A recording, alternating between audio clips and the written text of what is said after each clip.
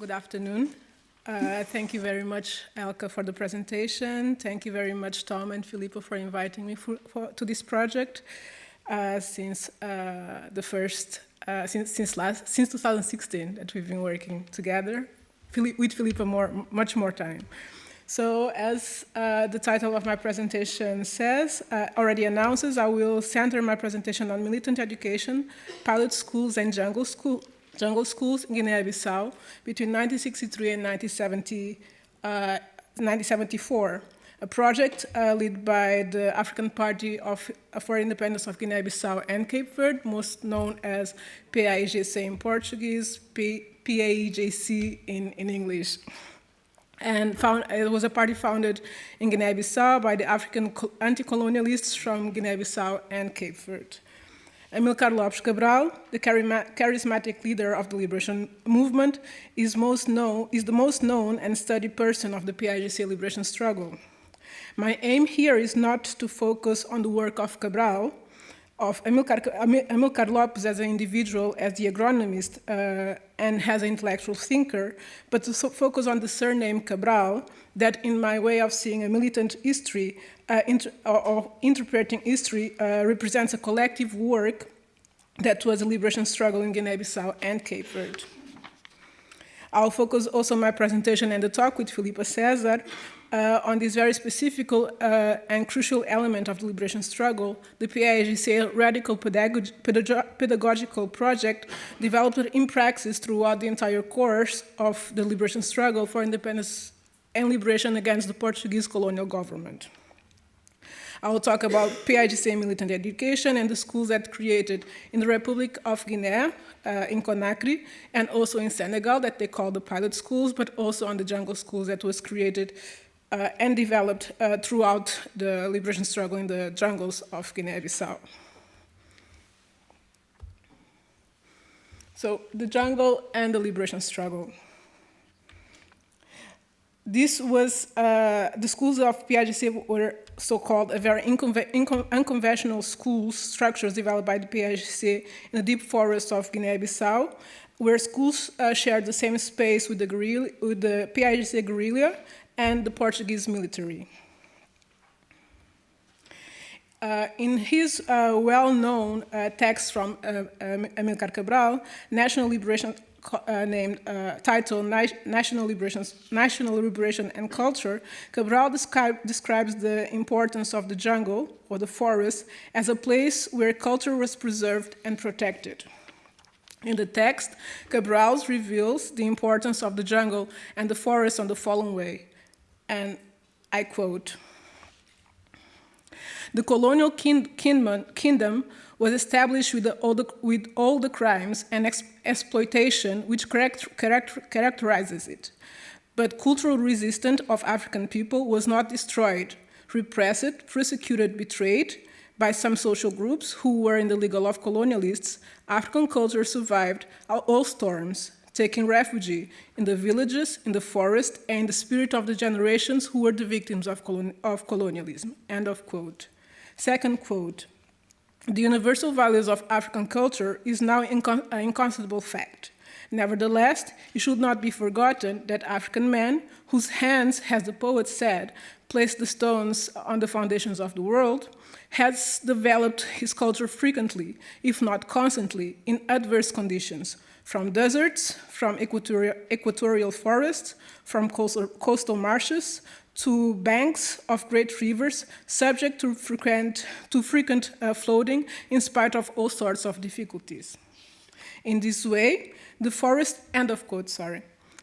In this way, the forest became the symbol and protector of the resistance, as well the place where culture was not only protected, but it was also produced.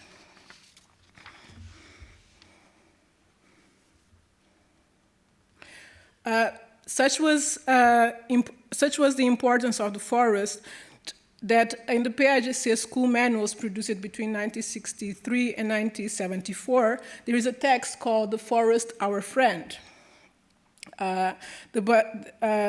This is the text that I'm about to present is a text from the third grade school that says, not so long ago, Not so long ago, you were the mysterious forest to our people, and our people were afraid of you. The struggle came, and, although feared you, you offer our people a natural shelter against the bombs.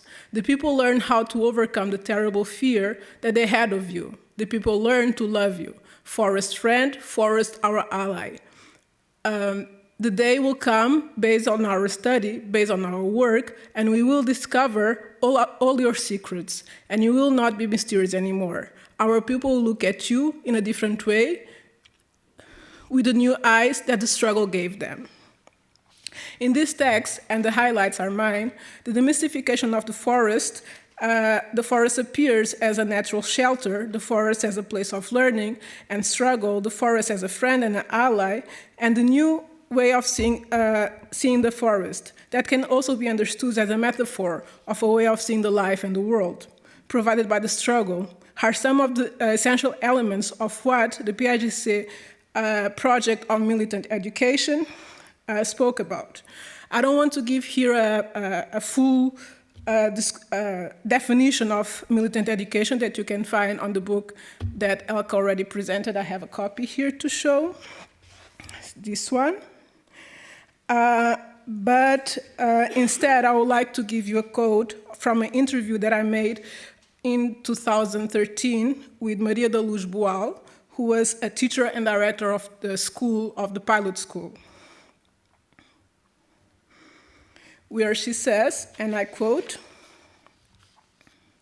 some students were orphans. Other, the parents were in the war front, and it was difficult because sometimes one comrade would arrive with his backpack and say, I'm going to the country interior. He goes, but he does not return. And constantly, we received news that the comrade went and stayed, which means he died. And so there was this environment of living the struggle and the will to be free. It was strong that those kids would draw airplanes, rifles, bombings. That was their world. We were politicians, as teachers, she mentions. We were politicians in that situation, and it was difficult not to be. A child who comes from the liberated areas, who hear the bombings, who have to explain why there were bombings and about colonialism that he didn't see, but that he was feeling it. You had to explain why the people decide to fight to be free from colonial oppression. Politics was so evident that they had to understand. End of quote. So the highlights are mine, and militant education. If you take in consideration like where the place that took place, it was a living struggle, and colonialism was very present. So on the school books, school manuals of PIGC, we can have the main terms, or some of the terms that we can find are colonialism, oppression, exploitation, imperialism, internationalism, solidarity, anti-colonialism, mobilization. These are themes that are explored. Today we will think like this will be for students on the 6th, 7th grade, but students from the 1st, 2nd grade was already, from the 1st grade already introduced to these thematics. So some of these key lessons of PIGC were taught in the terms of praxis, what they are seeing, what they are experiencing at the moment. So somehow PIGC developed education in relation between the actual past and the present, and a vision toward the future.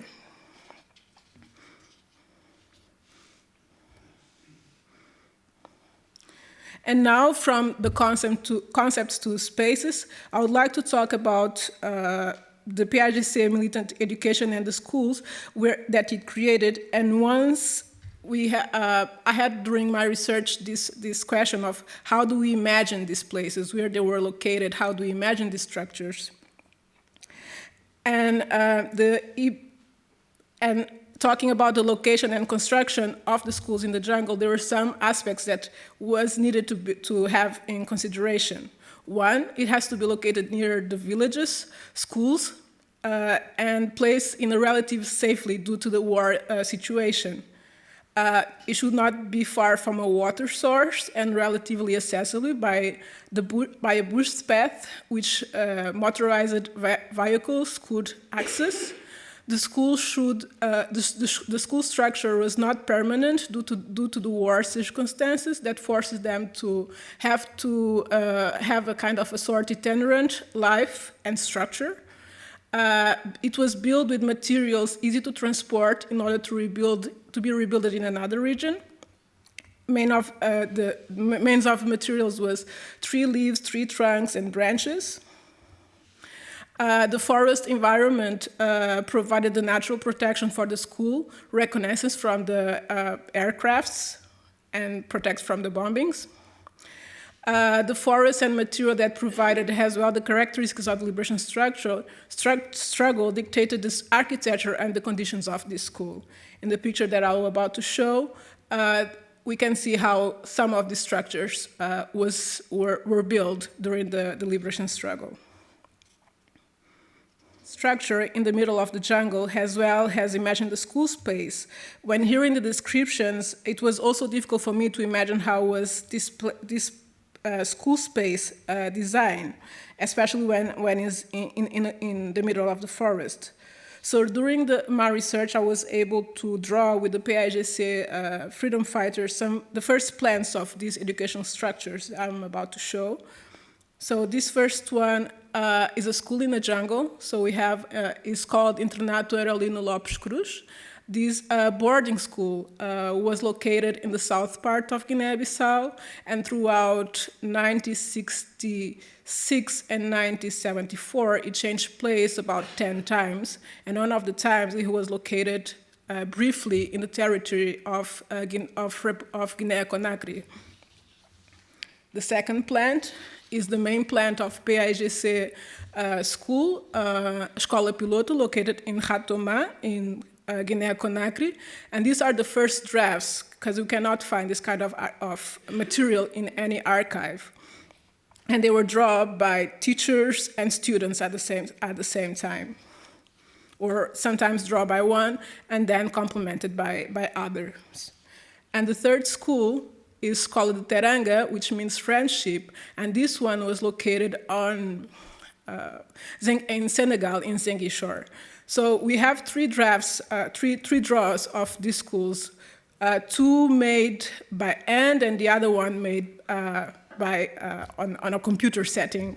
And this was because while I was interviewing them, I was like, no, we can do it better. So they decided to do a first draft and then pass through the computer, because it was like, it's a professional work, so we have to present it correctly or in a proper way. So they were proud of the work that, for the first time, to draw the space of the school that they study.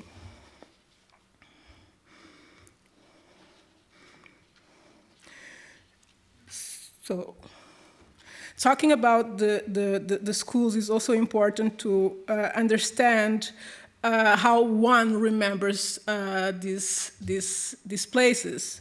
So, and I quote one of the interviews that I've done with Marcelino Mutna in Guinea-Bissau in 2014, where he says, and I quote, "We study in the mud, when the water came up, referring to a little bit above the knee, above the ankle, we would stay there until we finished the lesson.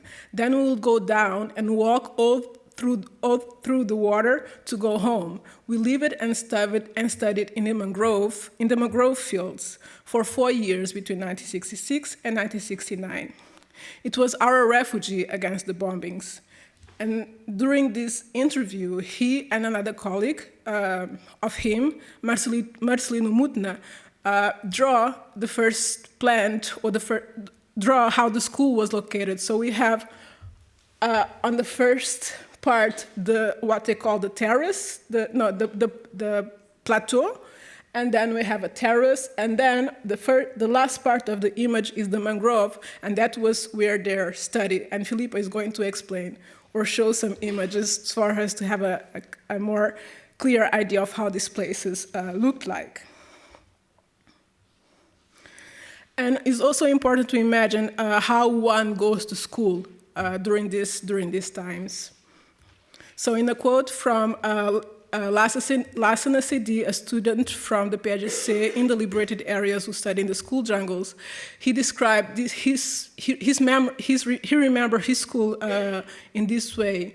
In that way, there were no tables. We were in the forest. You would search for trees, cut the branches, and some palm trees, and we would make tables out of them on the open spaces of the forest. The blackboard would be hung in a tree, and in this way, the teacher would give the classes. In the beginning, there were no school materials. When we were learning ABCD, a normal pencil was to cut in 2, sometimes even 3, according to the number of students. During that time, we would search for paper or even passport. On these passports, the teacher would write the alphabet and would repeat and copy. Following, I have a picture provided by Lars Rudbeck from Sweden, who visit the schools in the liberated areas, where we have a group of students going to school, and we can see how hidden in the forest they would be, because there is only this path, and then we have all this green around them. The book that some of them might be holding in their hands, I have a copy here, was one of the first, this is an original one, was one of the first, the first school book created by designed and created by the PAGC. And I can show around if somebody is interested in seeing it. I just hope that it returns to my hands. And lastly, but not the least, in conclusion, and because my time might be almost end, and I want to have a conversation with Filipa about all this topic, I can only say that the PAGC Militant Education project was a radical pedagogical project that had its contradictions, its flaws, but whose aim was in the practice to reinvent and develop a decolonial and an anti-colonial education in an educational setting far away of our imaginary and memories of what we have in mind, what a school should look like. And also an education project that required a great dose of experimentation and conversations and deconstructions, and above all, courage and a futuristic vision and imagination.